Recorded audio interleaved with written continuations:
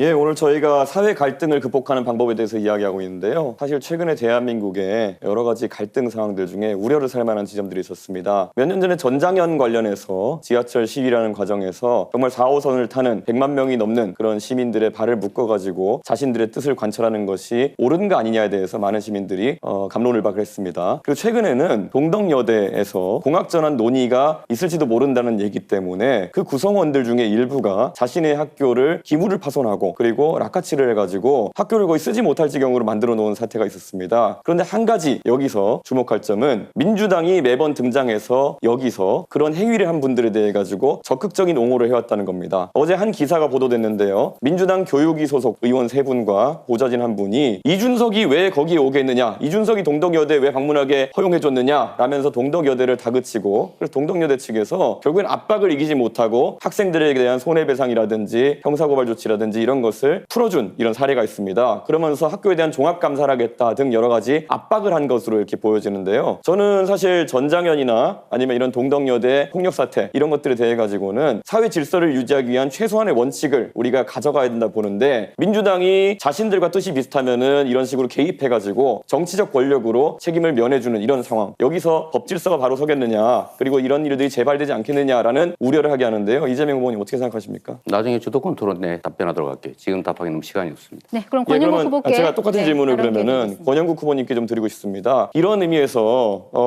민주노동당 같은 경우에는 앞으로 이런 사회 질서를 훼손하는 행위가 발생했을 때 민주당과 마찬가지로 만약 대통령이 되신다면은 옹호하는 스탠스를 취하실 건지 궁금합니다. 예, 질문이 잘못됐습니다. 전장년의 시위가 왜 발생했는지, 동덕여대 여학생들의 시위가 왜 발생했는지 그것을 먼저 물어야 됩니다. 원인이 있고 결과가 있는 것이지, 지금 이준석 후보는 결과에 따른 갈등 사항만 이야기하고 있습니다. 과연 그게 문제를 풀 수 있는 길이라고 생각합니까? 그 원인이 무엇인지 그게 말씀해 주시죠. 사회통합이라고 생각하십니까? 그 원인이 무엇인지. 그래서 다른 걸 하나 물어보겠습니다. 지금 농촌에서는 일당 11만 원이 돼도 이주노동자가 없어서 난리입니다. 그럼에도 이준석 후보는 이주노동자에게 차등임금제, 그러니까 최저임금을 다르게 설정하자고 공약했습니다. 이것이 과연 농촌 현실에 맞는 정책입니까? 우리 근로기준법 제6조는 국적에 따른 차별을 금지하고 있습니다. 그리고 외국인 고용법 22조에서도 외국인 노동자 차별을 금지합니다. 알고 계시죠? 1998년 비준한 고용 및 직업상의 차별에 관한 ILO 협약에서도 출신국에 따른 차별을 엄격히 금지하고 있습니다. 지금 공약은 명백한 법 위반일 뿐만 아니라 국제협약 위반입니다. 어떻게 이런 공약을 낼 수 있습니까? 저는 공약 철회해야 된다고 생각합니다. 어떻게 생각하십니까? 답을 드리겠습니다. 자, 결국엔 ILO 컨벤션 111조, ILO 협약 111조를 얘기하시는 것 같은데요. 네. 캐나다 같은 경우에도 1964년도에 이것을 비준한 뒤에